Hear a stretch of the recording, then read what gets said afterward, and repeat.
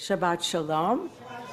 Many of you will remember Izzy Waxman, who's Executive Director of MAZON Canada, the National Jewish Response to Hunger. Excuse me. A role that perfectly fits and combines her love for Jewish community organizing, social justice, and good food. She's worked as a fundraiser, fundraising coach, and Jewish youth educator, including as summer director of Camp Gesher, which many of you will know, a progressive summer camp, Jewish summer camp that fosters youth leadership. She's also taught Jewish history and tradition at the Morris Winchevsky Center and Habonim Shul's Jewish Heritage School, and is a regular host for Grassroots Shabbat, an open Jewish community experience. So I won't go on because I'll say some more later, and we look forward to learning with you, Izzy, in your fourth and final Devar tour as social justice scholar in residence.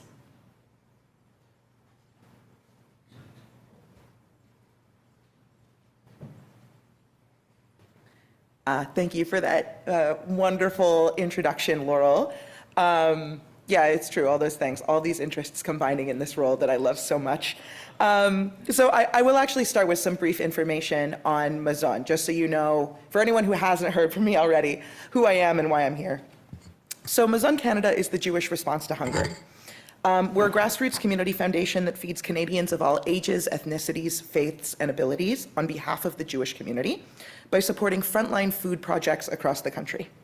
We provide grants for food and equipment to a network of more than 250 food programs across the country in 92 Canadian towns and cities, all while educating and advocating towards an end to hunger nationwide. Last year, we provided more than 360,000 meals to Canadians in need on behalf of the Jewish community. Only 10% or so of those 250 programs are Jewish programs. Most are local food banks, school nutrition programs, shelters that support anyone or everyone in need in their catchment area, which might be anywhere from coast to coast, from Glace Bay, Nova Scotia, to Haida Gwaii off the coast of BC, to Iqaluit in Nunavut, to downtown Toronto, as well as major urban areas, right, like downtown Toronto, sorry. Some programs are also demographically specific, supporting people in need who share some common marginalization or vulnerability. Indigenous people, people with AIDS, Caribbean newcomers, single mothers. We're proud to help all those communities on behalf of our Jewish community. Historically, MAZON's grants have been restricted to the purchase of food. But it's increasingly clear that the purchase of food is not the only way to help food insecure people. A few years ago, building on our grocery grants, MAZON launched our garden grants, which fund community gardens and teach people to grow their own food, and our gear grants, which fund equipment and infrastructure that's needed at these programs, like fridges or freezers or delivery vehicles. Our grocery grants still make up, by far, the largest portion of our budget, but our gear grants give them a run for their money in terms of impact. $2,000 won't go very far at a grocery store when you're feeding 100 people a week, but $2,000 for a fridge that could allow an organization to receive 100 pounds a week of rescued food, of fresh fruit and vegetables, that could last, a weekly vegetable load for a decade.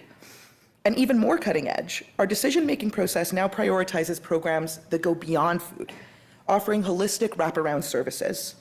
And even more recently, we've offered just a few grants a year aimed at supporting social enterprises, programs that train people living in poverty towards jobs where they could self-sufficiently earn income. The few we fund are very, very special programs, doing deep, holistic, life-changing work one person at a time. For example, in rural Kentville, Nova Scotia, we support a social enterprise where recent immigrants who struggle to find work in Canada but have fantastic cooking skills at food from their home cultures, learn the skills necessary to turn those talents into small businesses. Food handling, business English, basic marketing. The program rents a booth at local's farmers market, and all the program participants get a chance in summer to sell their potted sauces and their hot meals and their baked goods from around the world, leaving them with income to take home. Social enterprises, the golden goose.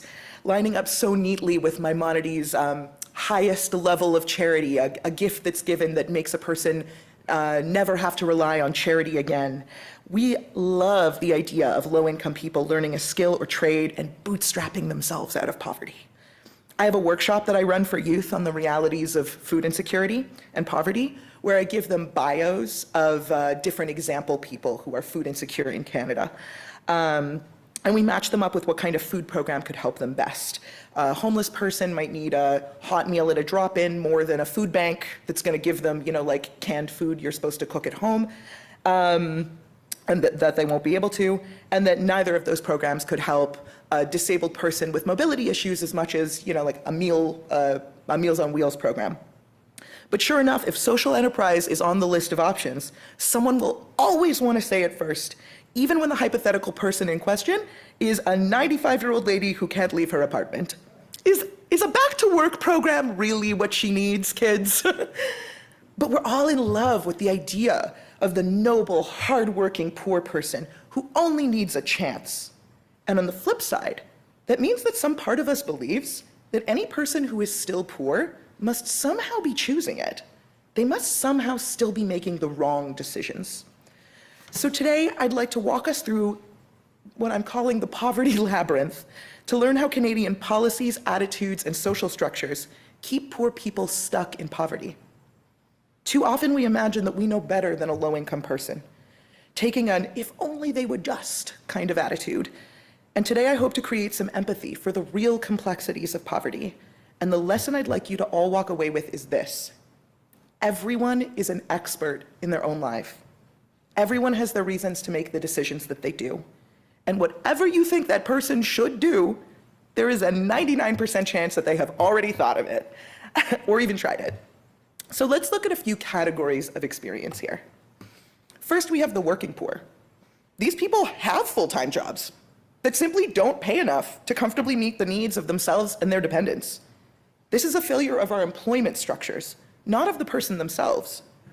A person like this may want a better job, but find a job market that discriminates against them for their strong accent, or finds it difficult to even find time to apply between the endless demands of parenting, caregiving, household management, and work.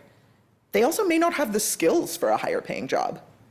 And let's not forget that applying for white-collar jobs is itself a skill set, and a culturally specific one.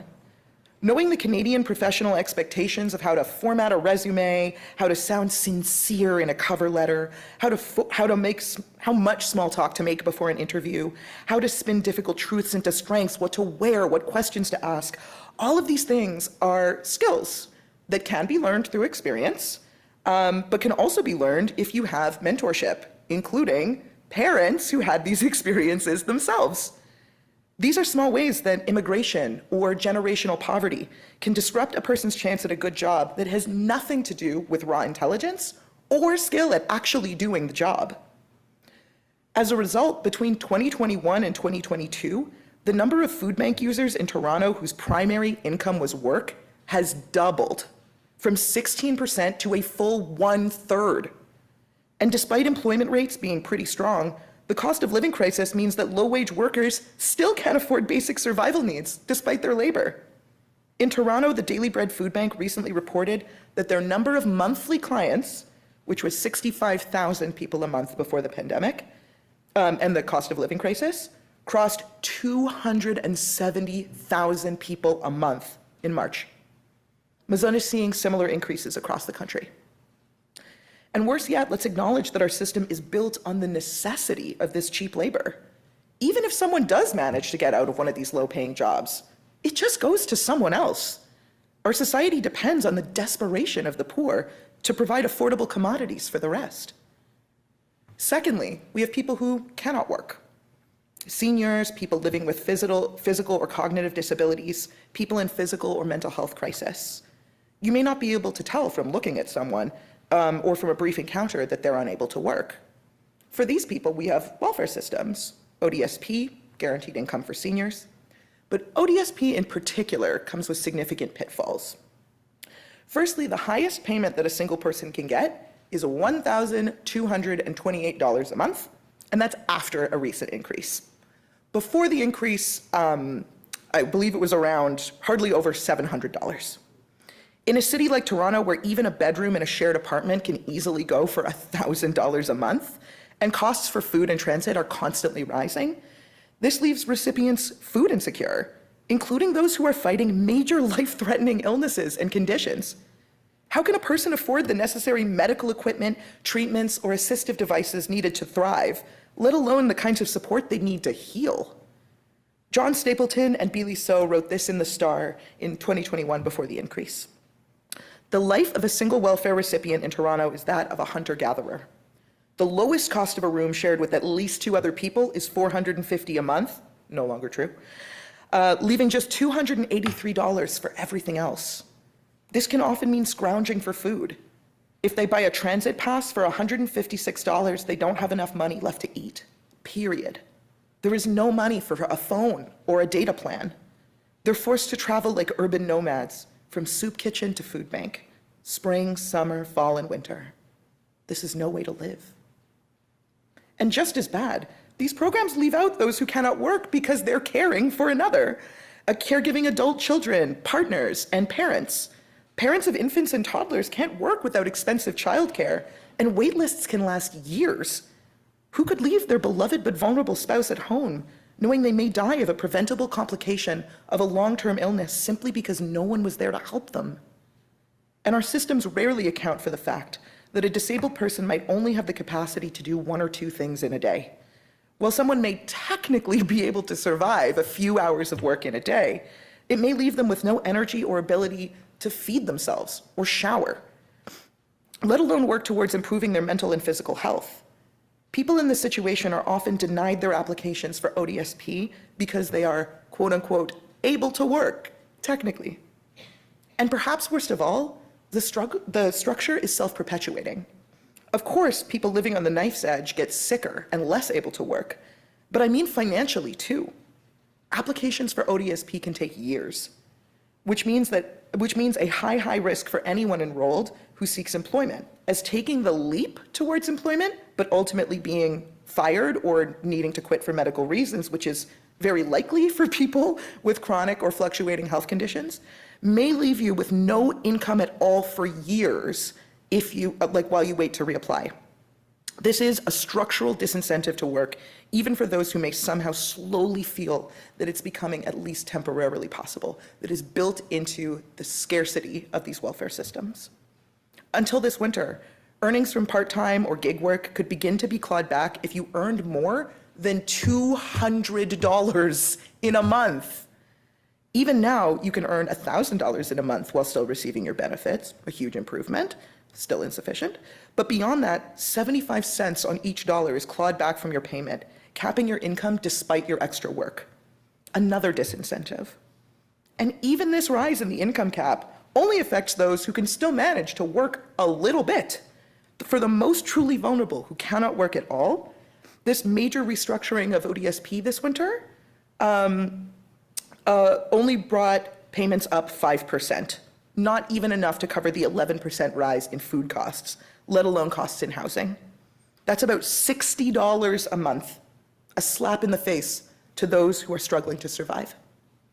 With restrictions like that, how could you save up for an electric wheelchair, a medical bed, private diagnosis, travel for private treatment, let alone first and last on your own apartment? So let's talk about housing for a moment.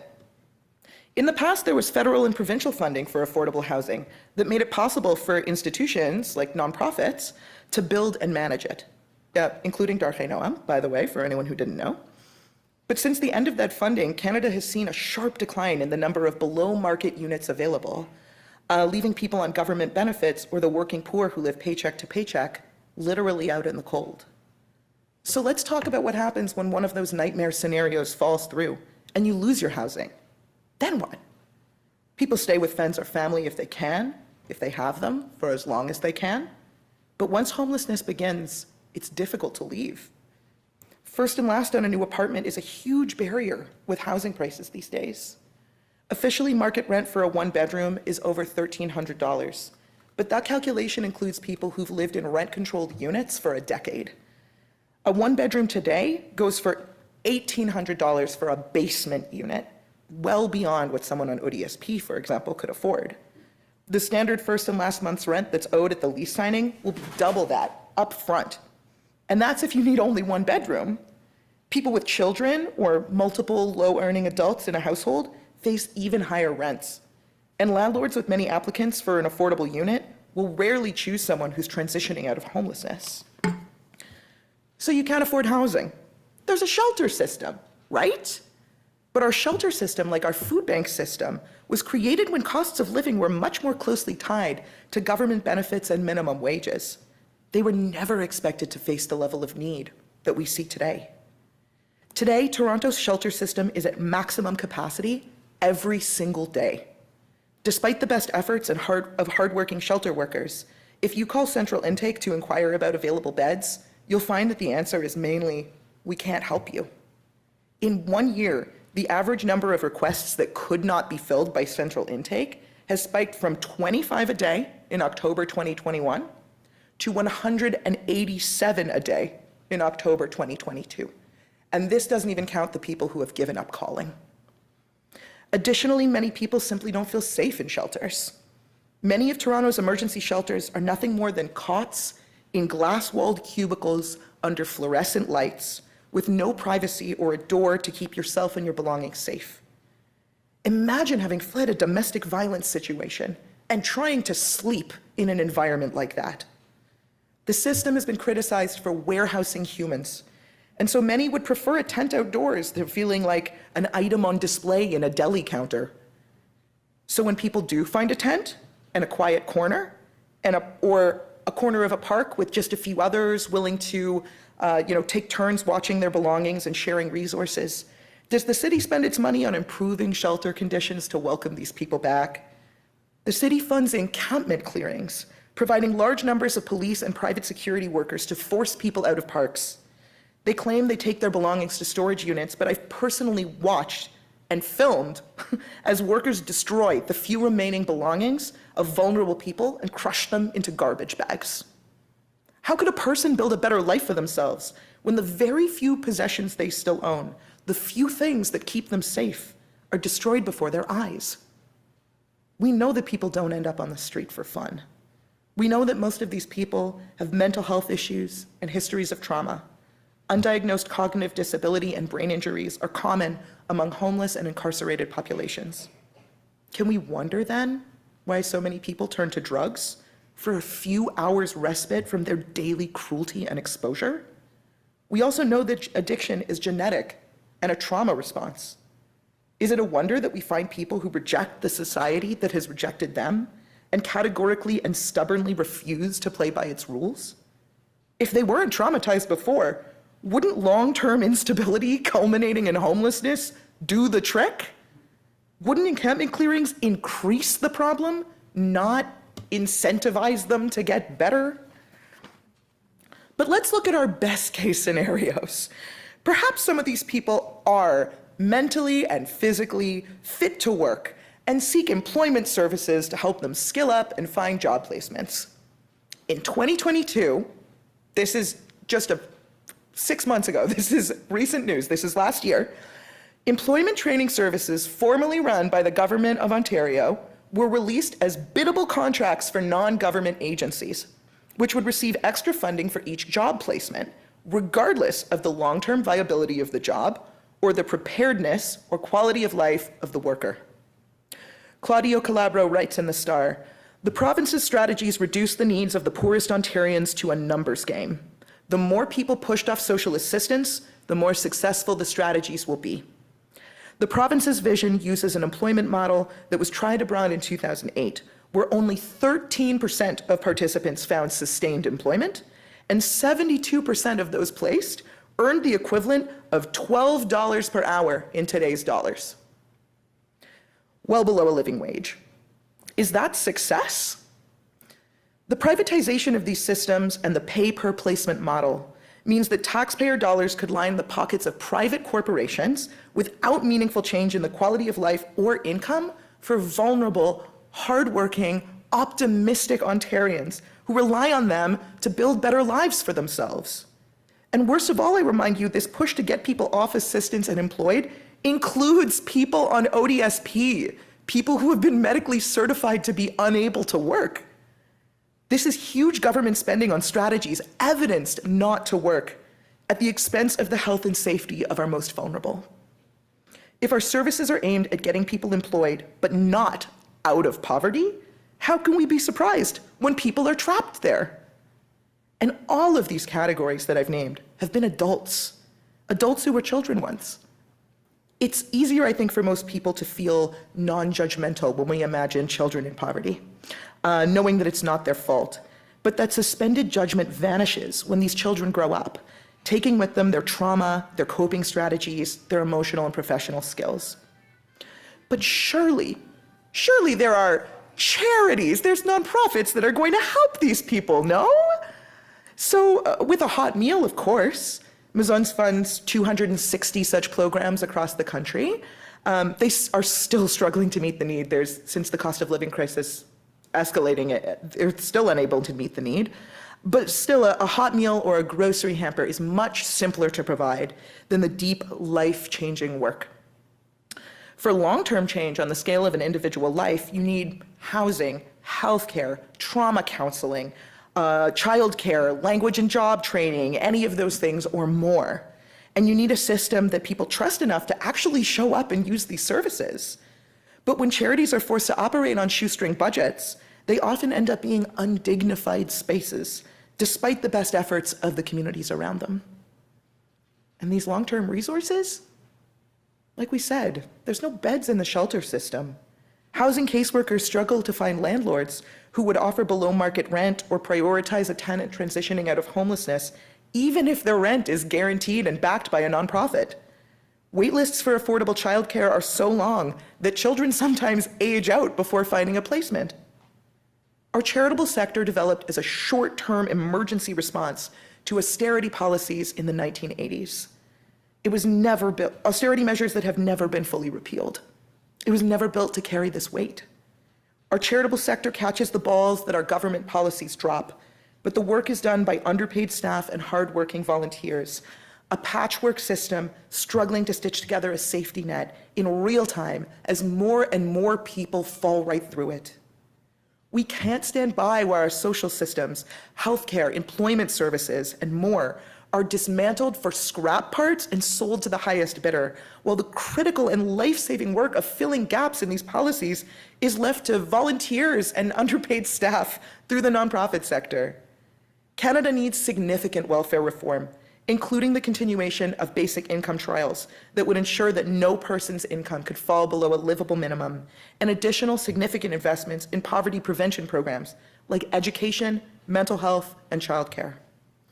The measures may seem drastic and expensive, but without them, a system in crisis will only continue to rot as it has in the last few years. On MAZON's end, this is why we are now structuring our funding as a pyramid. A base of basic emergency food needs, a smaller second layer of equipment and infrastructure that creates big changes on community levels, and at the top, a small but critical amount of funding for advocacy projects that campaign for these critical reforms that the charity sector simply can no longer shoulder.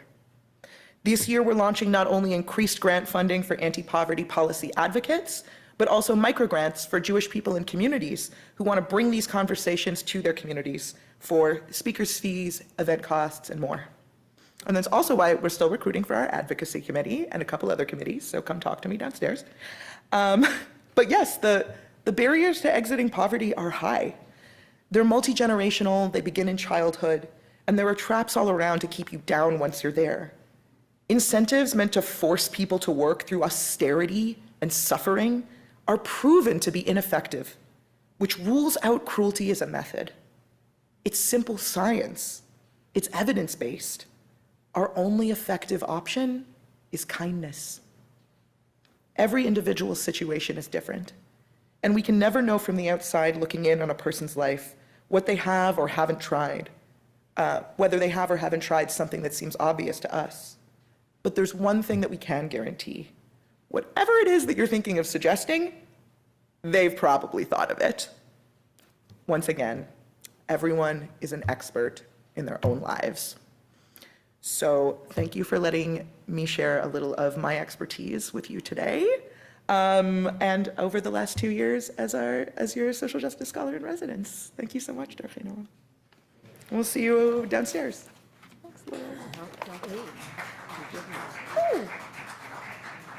Thanks, Izzy. I will make one small comment for people who may not remember or know. ODSP is Ontario Disability Support Program. Thank you. So on behalf of the Social Justice Advocacy Committee and all of us here at Darchei Noam, thank you for enriching over 2 years of learning, discussing, laughing, disagreeing, planning action together. You've presented us with some stark facts about hunger and food insecurity across Canada, a range of solutions for serious consideration, and often grounded within our Jewish tradition, and challenged us to think frankly about the role of charity and philanthropy. So I have to, and called us to action, of course. In addition to your thoughtful, there were 4 devarim over the 2 years.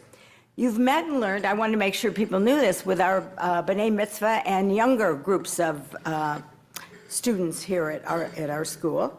And I was delighted to chat with you about discussions of Maimonides' 8 levels of charity and how different programs touch these points at different points in time, all the while supporting people while respecting their dignity. So thank you for your wisdom, your wonderful humor, and your inspiration. And I hope our paths will continue to cross in the coming years. I have a certificate for you. Okay. Yeah, I gotta Surprise. like my tassel now that I'm done my. Yeah. So a little token from us to certify that for your significant contribution to Congregation Darchei Noam and sharing your invaluable knowledge, wisdom, and experience. Oh, it's even framed. And it's framed, yes. Thank you, Laurel. Hang it on your wall. Yes. Thank you, Laurel. Oh, thank you, everybody.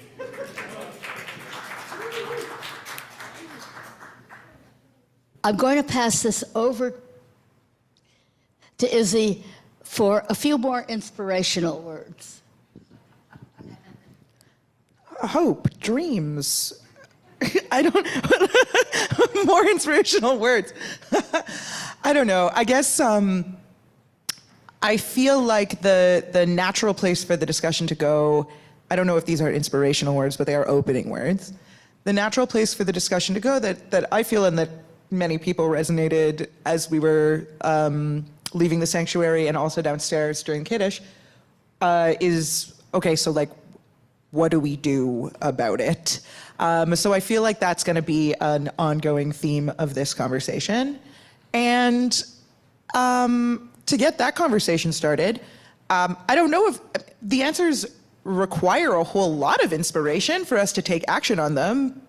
We need a whole lot of hope and a whole lot of optimism because the actual answers are, there are no easy answers. There are like complicated, slow, expensive answers that may take decades to come to fruition. So the answers are, I don't know, yeah, both dark and require a lot of inspiration to get us there.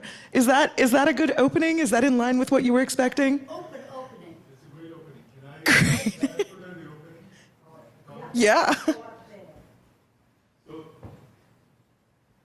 So regarding the great opening, Izzy.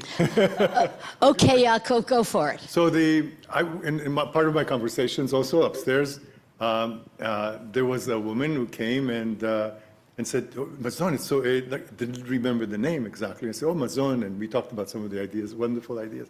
But she said she didn't know about you, like MAZON. So you were an unknown. I mean, we have heard of, Jan and I, and from Laurel, and we know a little bit of, and you gave more also.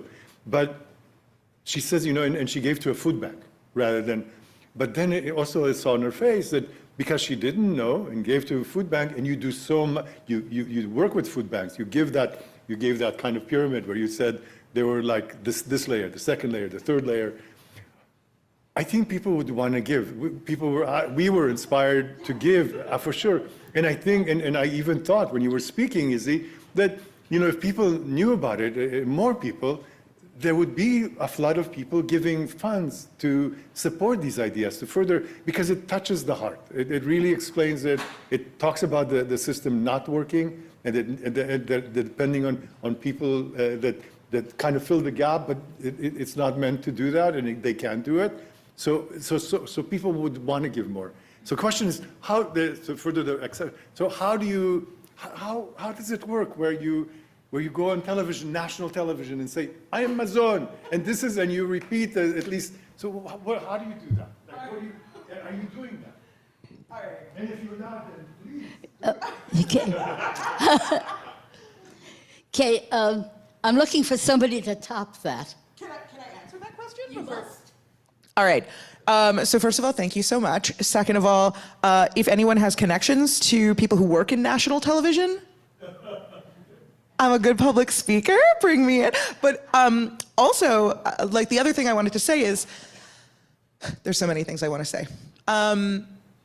So while you're not the first person to recognize this problem that I feel like almost every Jew who hears about MAZON, whether they decide to whip out their wallet right then and there, feels like inspired by this work, feels connected to the work, says it's good that there are people in the Jewish community who are helping people with these basic needs, regardless of whether they're Jewish or not, and that they're doing it across the country, that they're doing it in these really intelligent, strategic ways. People feel so excited about that work.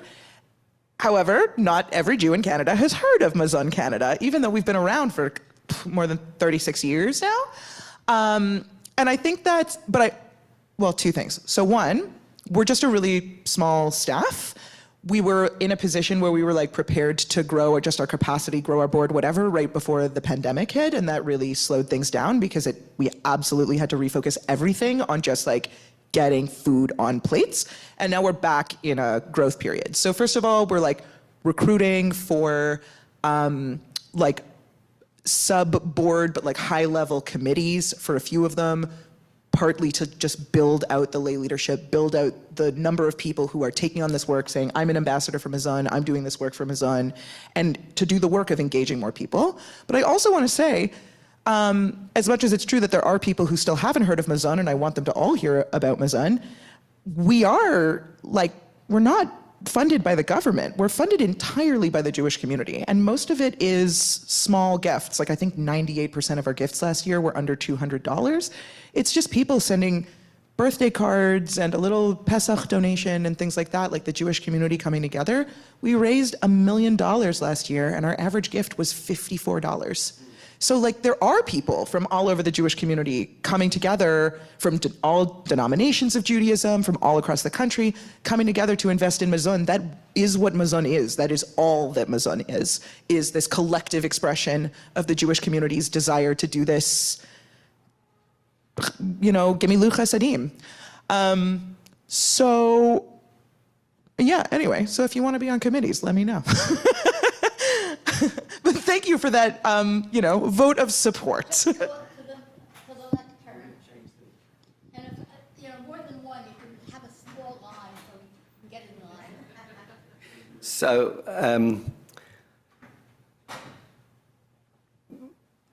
you mentioned how the need for food in the city has gone from 60,000 to 260,000 a month. So clearly, the need is growing incredibly rapidly. Yet the Federal Liberal Party maintains that their work, they've pulled 3 million people out of poverty, something like that, in the last 3 or 4 years. So I'm wondering how do the two go together? Where you're saying poverty is on the rise, people are in need of food support, and the Liberal Party, as a federal party in government, are saying, oh, we're doing an amazing job. Look how many people we've pulled out of poverty through childcare programs, and other programs. So how does that work together? And then the other point which we were speaking about earlier, when someone mentioned Finland to me, Michael was mentioning Finland. You know, how do we get to be a country like Finland, where we really are doing something significant about this problem? Okay, two big questions. Do you have any thoughts before I? Judy, I can't see what's happening on Zoom because of the way the light. Do you have any questions there? Hi. Yes, we do have one. I will be calling on Gloria. Gloria, please unmute. Okay, so my general question is why? Sorry. So my general question is, how can society become more caring and kind, as you say, is the key to everything. And I want to, but I have a specific question. Following World War II, care of the veterans and their families became very important. And generally governments started implementing social programs, affordable housing, full employment for the veterans, but also for everyone became a very outstanding issue. And then we switched during the Thatcher and Reagan years. Like, why did we pivot from full employment and people living a decent life to profits, and then people became just another cost, and margins and profitability became important, and taxes were lowered. First the corporate taxes, and over the years have been lowered and lowered, they say, to become more competitive, and taxes have been lowered. And then Mulroney made the personal taxes less progressive. So how did we go from one state to the other? So, okay, so I've got three really big questions on the table. And I need a Cliff Notes again before I get to. All right, how are the Liberals claiming that they've lifted 3 million people out of poverty? And the second one was? How do we become more like Finland? And the third one is, how do we become more kind as a society? Also, point B, why did the 80s happen? Okay, those are really big questions. These are really big questions. I think before I answer any of them, a thing I want to acknowledge is that coming to a space like this, coming to Darchei Noam, where I am aware every time I get up on that podium that I am speaking to an audience that knows these issues very, very well, that there are people who are listening to me speak who not only, have careers in academic issues adjacent to these things, like social work and nonprofits, like frontline work, like legal supports, like so many diverse fields that touch on these issues, bringing so much expertise, but also that there's people in these audiences who have been doing this work and fighting these fights literally since like decades before I was born. So, for some of these questions, I will admit things like, why did the 80s play out how they did? How did we switch from a society that was trying to support our, most vulnerable people to a society that, as you said, Gloria, like treats people like profit margins? I acknowledge that there may be people in the room who were there and involved and politically active while these changes were happening, that those things happened before I was born. I may not be the most qualified person in the room to answer them. But, okay, let's run back through our question list. Okay, the liberal government. Yeah, so I honestly have no idea where they get those numbers from. I could throw a dart at the board and guess. Laurel, do you know? Laurel, would you like the mic? Do you want to? I mean, just to add to the complex issue, let's remember, of those numbers that, was it tripled or quadrupled, of people using Daily Bread Food Bank, they may have been poor before and not used the food bank. Yep. They may have gone in and out of poverty. I'll just leave that to the side. Yep. The federal numbers, I'd have to go back and look at them. But, I mean, there is actually an anti-poverty plan endorsed by the federal government for the first time in, I think it was 2020 or 2021, after 30 years of the advocacy community pushing for it, and it's not doing all that it should. But I would say that there's probably a different set of numbers. There are defined rates of poverty that the feds use. They may well not totally align with the food bank. That's all. I think the other thing that's happened is that housing has just gone out of control, which I think most people, I should say the cost of housing and the fact there is not enough being built, whether it's rent geared to income housing, middle income housing, is just not there. So that is a major factor that is affecting people's ability to buy food. So I'll just stop there.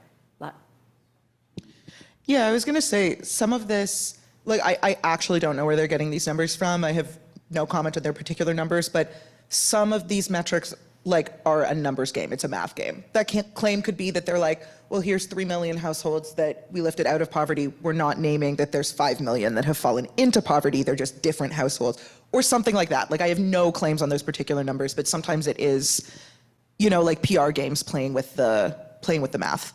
And I also really want to back up what Laurel said, which is that there are only historically, only a small percentage of the most extremely food insecure people actually access food aid. Most people would just get by on 2 poor quality meals a day and not go to the food bank. They think there's always someone who has it worse. Often they're right. So the fact that food bank numbers are spiking doesn't actually mean more, like Laurel said. Those people could have been poor before, but just not actually completely, there is nothing in the cupboard. There's nothing to eat. Now I need to go get help. Okay, Finland. How do we become more like Finland? Which is actually, our question number 3, which is just how do we become a more caring society, I guess. They go together. This is the part where there's no easy answers. I think my biggest answer, where my thoughts go when I hear questions like that, is diversity of tactics. I think we need people who are doing this work just by having conversations in their communities, trying to change minds on the scale of a person at a time. We need people who are fighting political battles on legislative levels, on lobbying levels. We need people who are willing to, take to the streets and protest. And we need people who are going to be having closed-door meetings. We just need every level of society as we try to move towards changing minds and changing hearts and getting people to vote for the interests of the most vulnerable people, regardless of whether it'll put an extra, $300 in their own pockets for the year or whatever. It just requires a diversity of tactics. So I think I just encourage people to figure out where your skill set is and what time you have available and find some little piece of it that you can take on. I think it's also maybe I'm getting ahead, maybe this isn't directly related to the question, but it's a thing that's been on my mind as I've only, the piece that I was discussing about the dismantling of, or the privatization of employment services, which I only learned about recently. The feeling when I learned that stuff was to just go, oh, we're already doing this about healthcare, aren't we? And there's probably other things that are being privatized right now that I didn't even know about. It just feels like we're and my usual work is on food security issues. We're fighting battles on so many fronts at the same time. There's just one person cannot do something towards all of them. We'll exhaust ourselves trying. So naming that like we are people with limited capacity, naming that we are people with specific skills with certain amounts of time or energy, finding like one little piece of it that you know you can take on, and encouraging everyone else you know to find one little piece of it that they can take on, whether it's social, whether it's political, whether it's through your work or through volunteering or just through your social time, just finding some little thing. I don't know. How do we become more like Finland? The hard way, I don't know.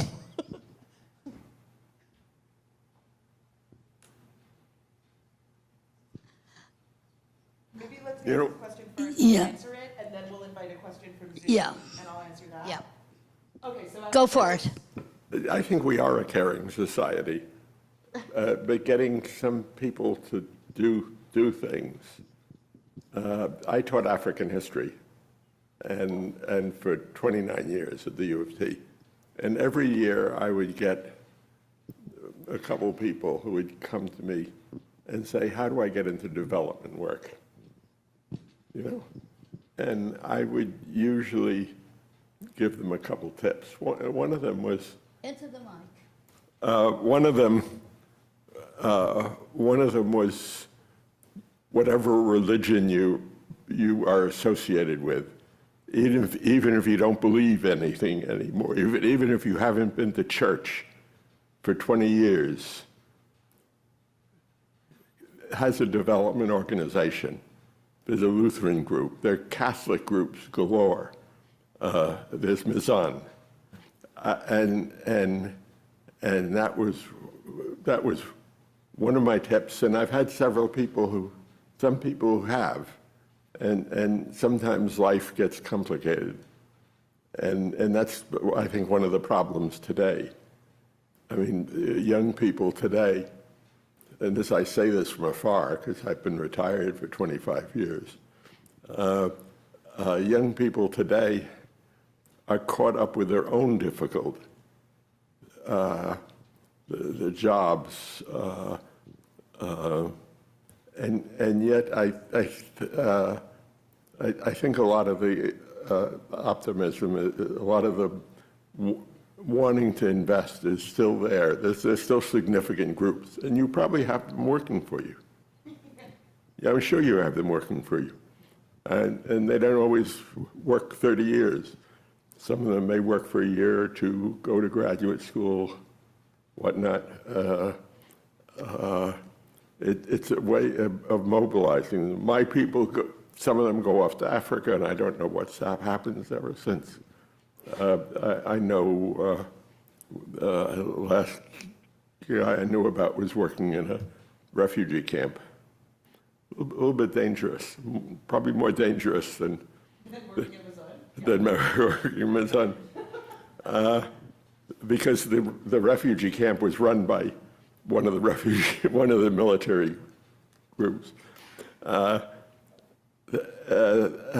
other thing I like, and these are groups who in different ways try to help people to help themselves.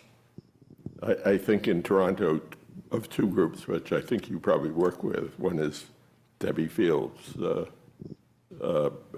food share, yeah, and the other is Stop, which I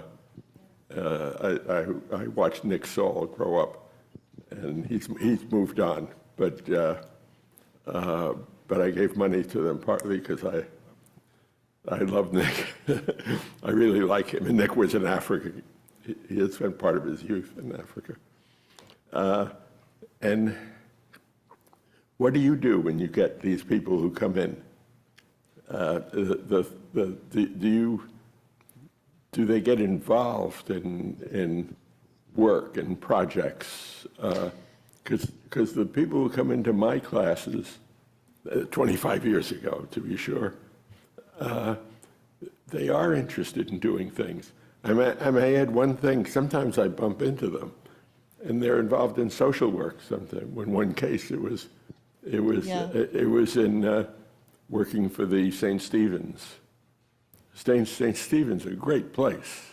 I mean, they do fantastic work. Another one I bumped into on the street. She was working at, I think, Wood Green. Yeah, they're wonderful. Yeah. These are a lot of names of organizations that MAZON works with. So to be clear, your question is, like, when young people talk to me about getting into, like, how do I make a difference? Like, Yeah. what do I guide them towards? Yeah. Thank you for that question. I would say, so first of all, it's very funny I feel like I'm only recently in the position where young people could come to me and ask me anything. As an older I do have an employee now who is a decade younger than me, and that is the first. I'm only recently in the position for that to be possible. So first of all, second of all, I think so. Like, I mean, but I think it is true. A lot of these people, when they're coming to me, are coming to me like as a peer more than they're coming to me as an elder. People are coming and saying, you know, hey, you're just like a couple years ahead of me in your career, and you seem like you're pretty happy with the work you're doing. How do I get there? Sometimes the answer is I hire them. So sometimes that's not the answer. But I think it's honestly the same kind of thing, is like, well, what are your strengths? There's no one size fits all solution. But I do really encourage people. I think a lot of people, unfortunately, it is true with how much economic pressure there is on young people, how little wealth young people are holding, how high rent is, how much food costs, that people are starting to be more strategic of just like, I just need a career that's going to pay the bills. And I also see people, especially in my, like, I'm a member of the LGBTQ plus community, and I see a lot of people in those spheres being like, I just would never work in a field that I don't think is values aligned. I don't care if that means that I'm going to be broke for the rest of my life. I just can't stomach the thought. And I think, like, I don't know. I think I love working in the nonprofit world. I know that it does come with, like, I really, really got lucky stumbling into MAZON where I could get a leadership position so easily, but there are people who feel like they can't afford to work at nonprofits because so many nonprofits just pay so little, because we're working on this scarcity model, we're working on this donation-based model. But I do encourage people to say, like, have you thought about a career in nonprofits? Have you thought about using your talents? Like, there's so many nonprofits that just want, like, competent people to do so many different kinds of work, whether you're like a math nerd or a creative person or whatever it is. Like, have you thought about it? And if the answer is no, they've already like settled on some kind of career path, then it's still like, have you thought about organizing?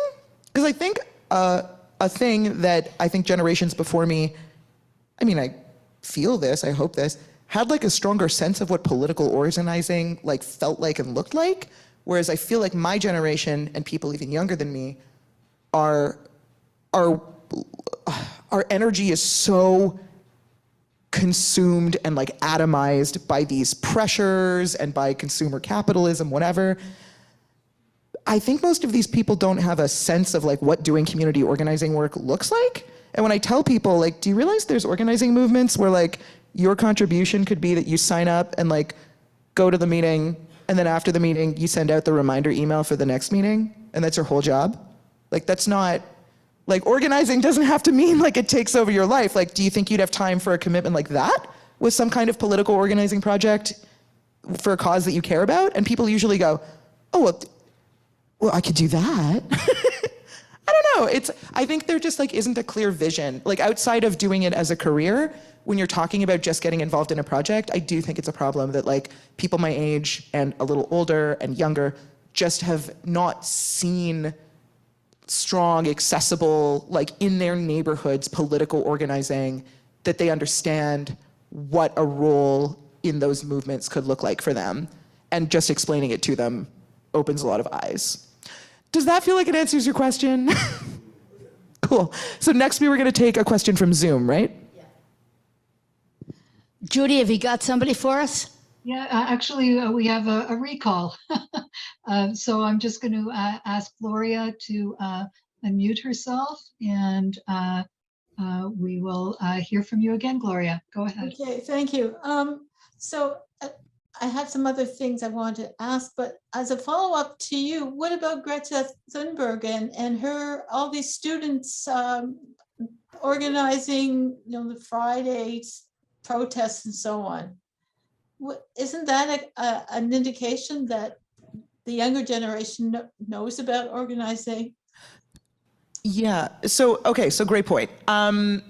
So I think my generation, I'm a millennial, by the way, and the generation younger than me, Gen Z, is extremely politically aware and motivated. So nothing that I said, I don't want to undermine that. The trouble is, I think that a huge amount of that energy gets sublimated into what I should do with all these strong feelings I have is not, I should join a local organizing movement, I should work together with other people to make political change on a local level. A lot of the time what it means is I should post on Instagram about this, which is powerful for just, I think that's how it became so widespread to be politically motivated like this in my generation, is because you'd see your peers saying, this issue matters to me, here's how you learn more about this issue, and it changes minds. But it doesn't change policy.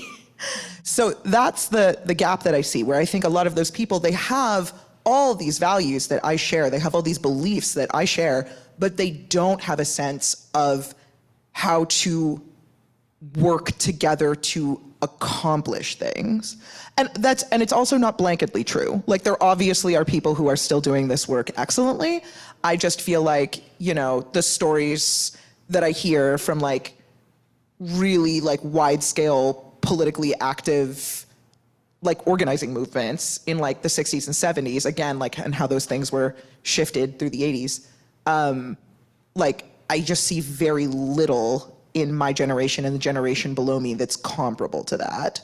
There are some breakouts, like the Black Lives Matter movement was like massive scale international organizing. Like, there are things that are working.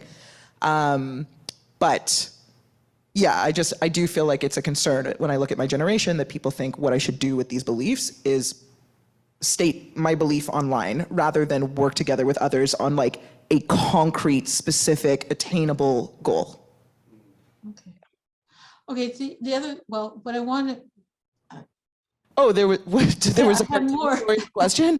Sorry. Yeah, so you mentioned a lot of the solutions are long-term, but what about the short-term ones? Like, I understand that I think it was a mandate letter to the federal minister responsible for social whatever. I don't know this exact title at this point, but his mandate letter said something about free school lunches or meals, which is also the Finnish model, which is that model is really very involved. It's not just free lunches, but it's part of the curriculum and so on. And also short-term, like, we talk about the police, the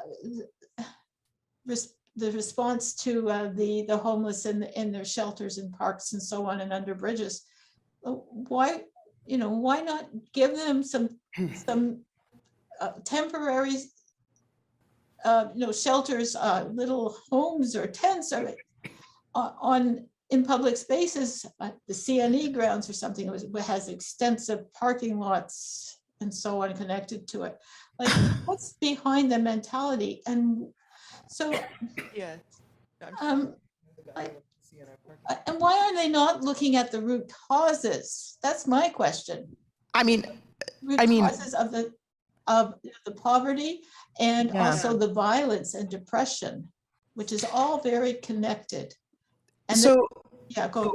Okay. Sorry, Gloria, I just want to underline, I agree with you that there are possible short-term solutions for lots of these things. There are ways that if there was the political will and the funding, in a finger snap, we could end suffering tomorrow.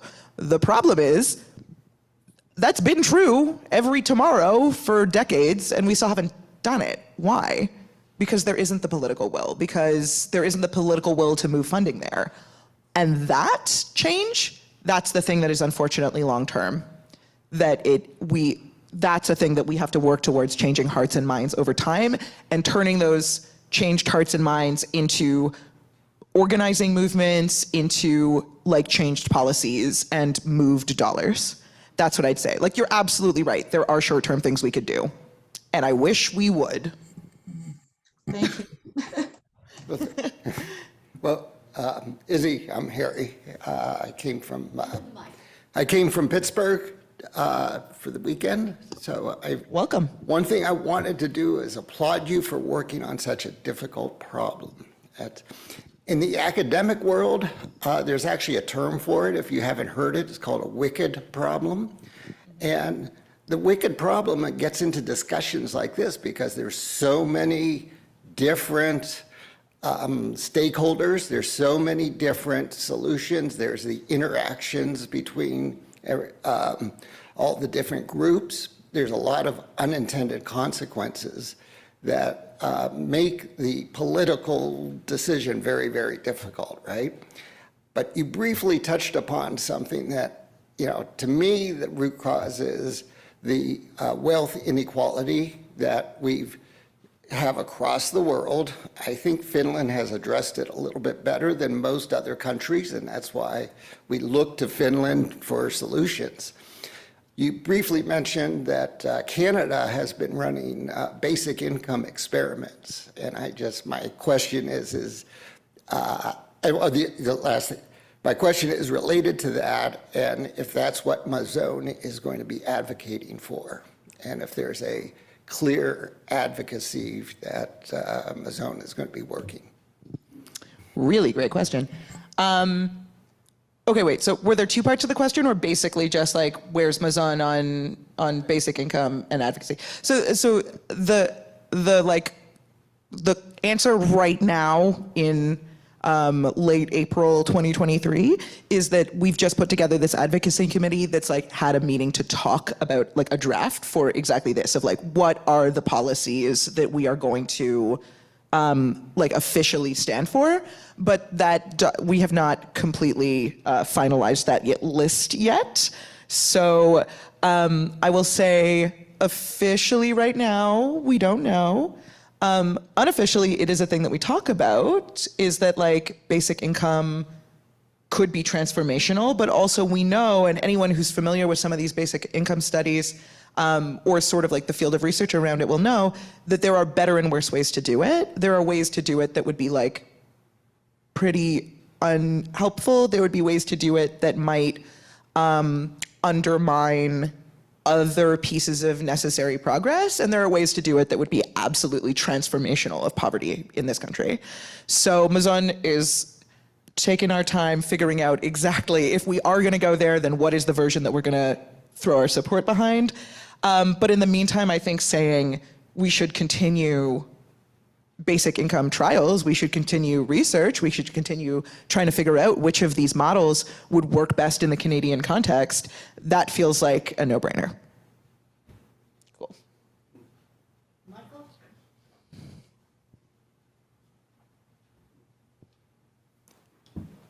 I live in a fairly well-to-do area, and it's interesting to talk to other people who are financially comfortable and generally fairly well-to-do about issues like taxes. I have one friend who said, I'll vote for anybody who will lower my taxes. Another friend put it this way. He said, I'm all in favor of taxes, but other people should pay it and not me. I have another friend who feels that society sorts itself in a natural way. As he repeatedly tells me, only 5% of people can be in the top 5%, by which he means he's part of it. And if people aren't, well, that's because they aren't. I feel that the majority view where I live is that the society works very well indeed. Those of us with money invest carefully and then have more money.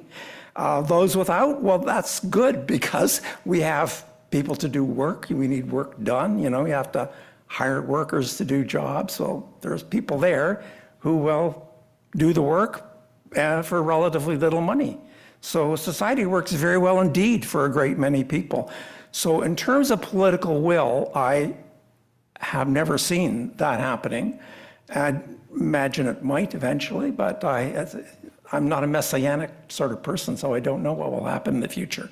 But this is, I think, the problem is it's social and political and ideological, and I don't have any solutions to it. You know, Michael, I think we package things badly. For example, we talk about taxes. Why don't we see it as a membership fee to this country club that we're all enjoying called Canada? You want to be part of the country club? You pay your fee. And I think that you start with that. The other thing, you know, is this idea that we all invest. When I give money to make society work better, that is the best investment I can make. Why can't we get that point across? I think we're starting with a bad vocabulary and a lousy publicist.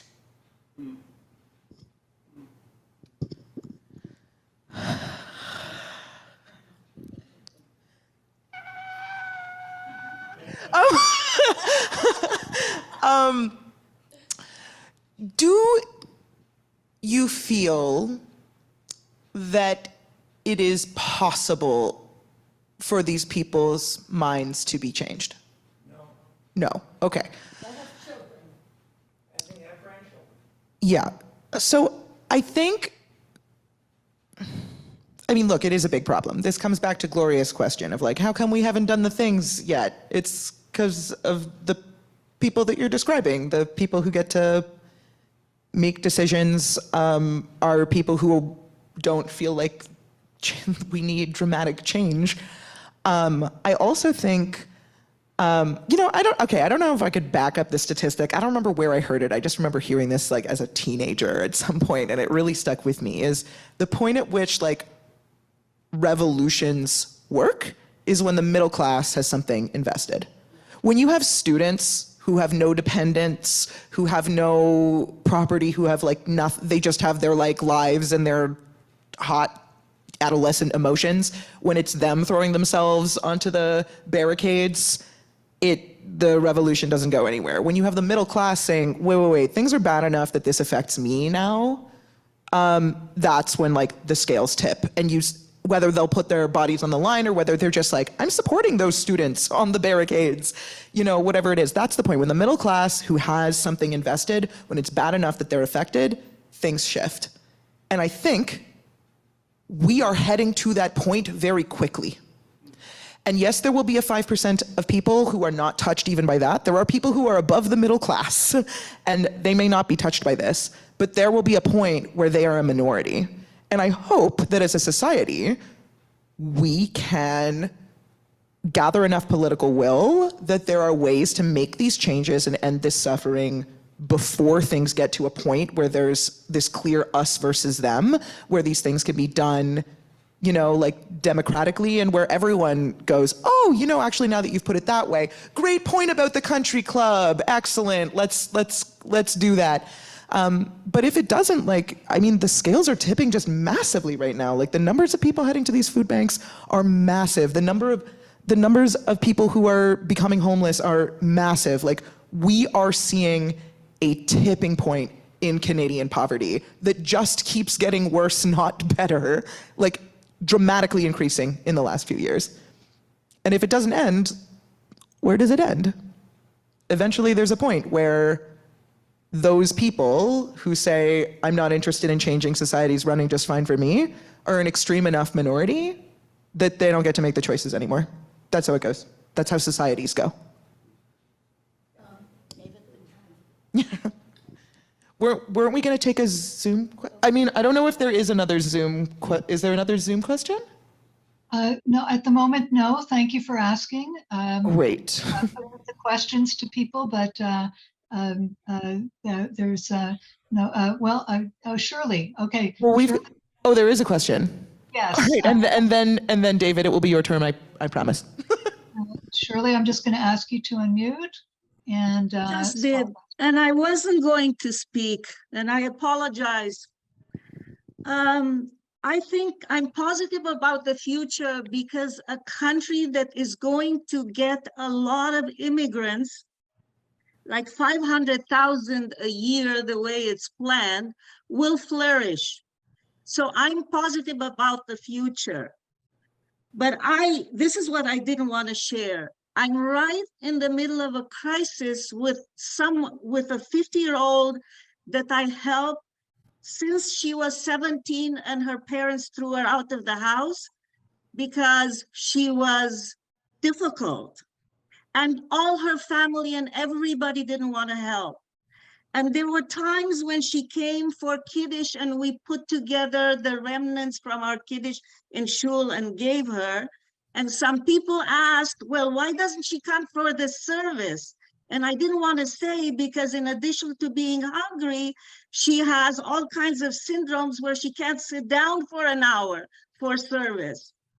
And luckily through the years, yes, there is housing, and there is help through the organization, but I get called every few months and I give money once in a while, but I have to, and I've tried. We don't have in Darchei Noam. I have appealed to people and I don't dare anymore ask anyone in Darchei Noam to keep her second wheelchair. And I don't dare call anyone, not her family, of anyone. And she is falling between the cracks. This is the latest call. A few months ago, I went and delivered toilet paper and cards for food and so on. And let me tell you, things are so complex. We're talking about taxes and stuff. It's very hard to help. And I don't expect anyone to call me after and say, what do I do? And I'm considered an idiot for trying to help someone who has so many problems. I just got it off my chest. Well, bless you for doing the work that you're doing to help her. Because you're right, there are people who are falling through the cracks. There's some social services available through the Jewish community and elsewhere, but like, we know this. I mean, I don't know if you got a chance to hear my, the Dvar on everything wrong with philanthropy and charities, but about how, you know, if these services aren't provided as like a main structure of society, if they're not provided by government, then the fact that there's this little like patchwork system of mutual aid and like poverty relief nonprofits that are all doing their little piece of it out of touch with each other, and they're all trying to fundraise donations from similar groups of people, and all of them are underfunded. None of them are ever solving the problem. Like, they're all helping as many people as they can, you know, and MAZON is just another piece of that. Like, unfortunately, I recognize, like, we're, you know, gathering what we can and we're doing what we can, but there's no universe where MAZON just feeds everyone who needs food in Canada, right? Like, it's this large structural problem, and this person, you know, is like caught in these great gears turning. And again, I wish there were easy answers for any of this, but there just aren't. There's just really good people like you doing what you can, and there's really good people at all of these agencies just trying to do what they can, and there's really good people, you know, trying to, again, figure out political solutions. There's just a lot of really good people trying to do whatever they can at whatever scale they can, even if it's at the scale of just like one person they know. So thank you for doing that for her. I see you, but I think David had the next question, sorry. We have one more question from Zoomland, if we may. I think we're taking turns, so let's have David do a question and then we can do another Zoom question. We're switching between in-person and Zoom. Yeah. Right. So Izzy, you spent a lot of time today talking about how the existing structure that we have is the faults in it, and how some of the incentives that are sort of built into the system are based on assumptions that are not correct about how people act, about how to improve people's lives. But we're also talking about we need to mobilize the middle class, and we're talking about bringing in hundreds of thousands of immigrants to the country, which unfortunately, an unfortunate byproduct of that is the increased housing market and the burden that places on middle class people. So a lot of the structure, at least in a theoretical sense, is meant to put limitations on the system of assisting people in poverty so that it's not effectively giving everybody millions of dollars. So there has to be some kind of cap that we can sell to the middle class or the people who aren't as progressive leading in this country, and who knows where the country's going to end up in 20 or 30 years in that respect. So is there an alternative limitation-based proposal that comes from the community? Because I mean, it's understandable that people who are advocating for poverty programs are not going to be focused on how do we limit the amount of funds available to solve poverty, because ultimately your job is to, I'm not telling you what your job is, but you need to advocate to increase that pool. But what, if any, replacements are being advocated or being suggested to, I guess, make people who you want to have support to push these programs know that there's some form of limitation in that process? Okay, so I'm trying to repeat the question. Sure, sorry. I hear. So you're trying to ask, like, basically if we're trying to get the middle class mobilized on this, but we know that the middle class, like, has their own interests and might be afraid to be involved unless they know that there's, like, an end in sight, then what is my version of a reasonable end in sight that would make the middle class comfortable? These other existing incentives that you've said that they don't work. They're not ways that actually properly address the problem, and they don't help people out of their circumstances. Yeah, what is the alternative endgame that also provides for a limitation on that pool that we're creating? Okay, so there's a lot of, there's a lot in this question, and there's a lot that is, a lot of other things you sort of like brought up adjacently that all kinds of like feeds into the same thing. So let me like spotlight some things that I can clearly pull out and then see if we can bring them together to a satisfying answer. So first of all, the thing that I think that I meant about like bringing the middle class in, mostly I mean less that like, I mean, it's great. Like, how do we get everyone's on board? I think the answer is actually like an empathy-based argument, like a feelings-based argument. I'm not even talking about like strategy like that. The problem with the middle class thing is, I think the point where they get involved en masse is when they start hurting, when their finances are hurting, when their vision of their children's future is hurting. So it's less even about like, how do we pitch these strategies to them in a way that they will accept? And it's more that like, at what point are things bad enough that they're like, hey, it's bad for me too now? Secondly, okay, pressures on the housing market because of immigration. I also want to name that, like, so, oh my God, there's so many pieces to this. There's pressures on the housing market because of immigration. There's pressures on a housing market.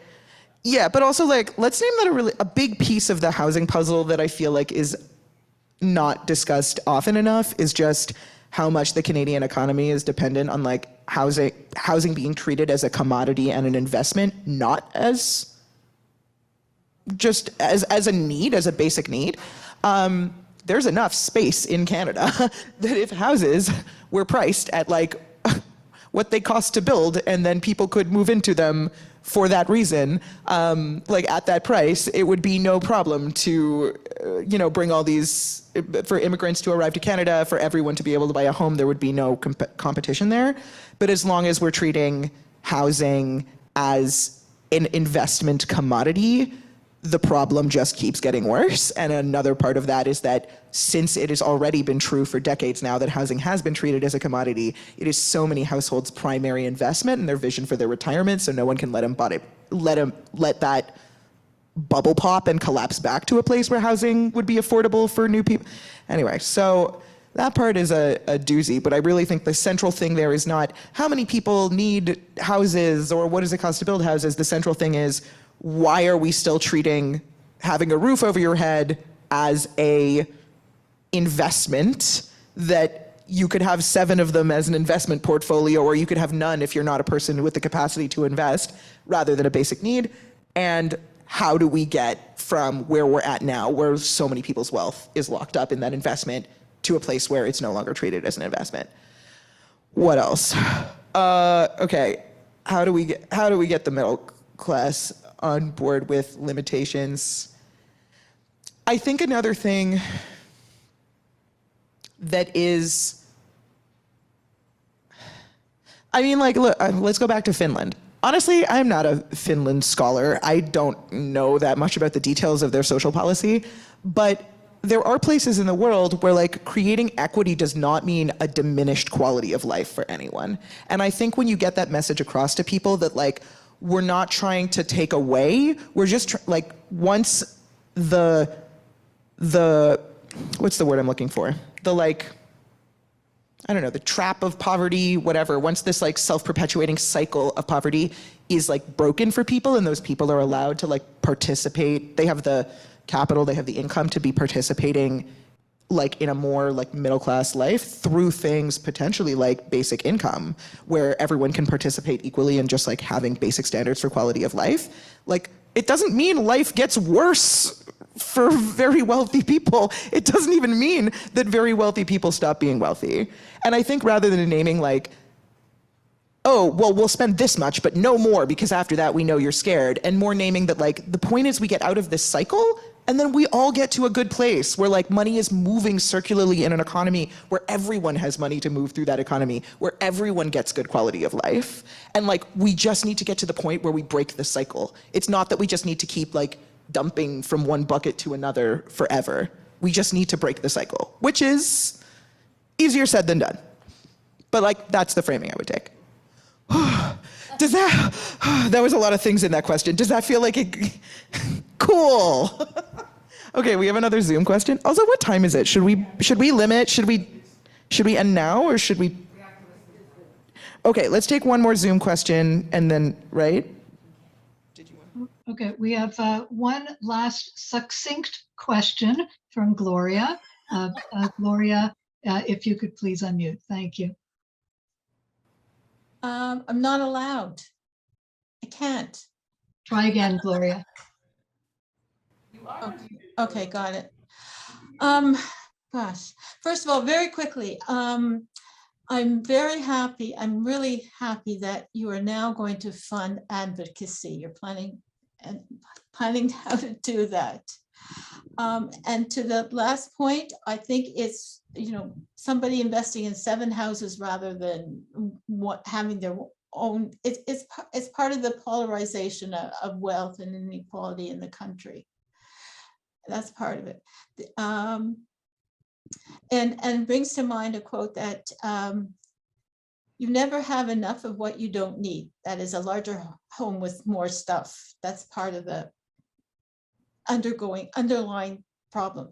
So I'm wondering whether a basic income could be funded through just a negative tax system. I would assume that would be easier to administer, but it would mean that everyone would have to file their taxes to receive that. And very quickly, as a member of the middle class, which I understand has been shrinking rapidly, I would rather rather than worrying about whether my investments are going to pay for things that OHIP no longer covers, I would rather invest in society that means a better society for all and for my future grandchildren. We're more people, more like you, Gloria. What a world it would be, huh? Sorry, what was again the first part of the question? There was basic income. Oh, right, okay. I'm gonna keep this actually as a very short answer.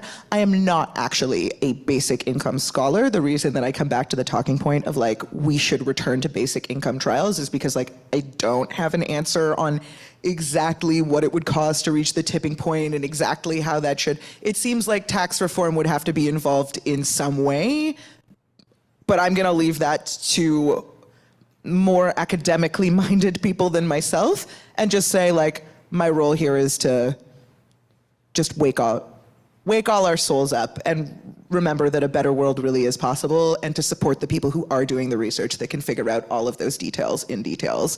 I can't be an expert on everything. That, I think, is going to be the answer that I leave you with. Oh, Laurel, who knows more about basic income than me, has some thoughts. No, just if people are interested, go to basicincomenetwork.ca. There's a lot of information if you want to read it, and these questions are being considered. Phew. Thank you so much. You know, now we can go off and digest our post-Kiddush, as it were, full of ideas and full of possibilities.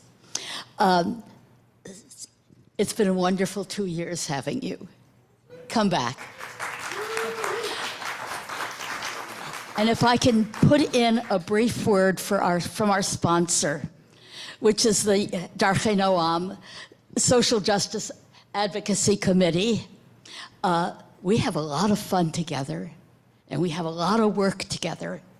If you're interested in what really I think was at the bottom of what Izzy's talking about, which is a system change. If you're interested in a system change, come and join us. You can get in touch with me. I'm Suzanne Klein, suzanne.klein@simpatico.ca. I'm also in the Darchei Noam member list. I'd love to meet you. When we get into our post-pandemic phase and go back to our ordinary operating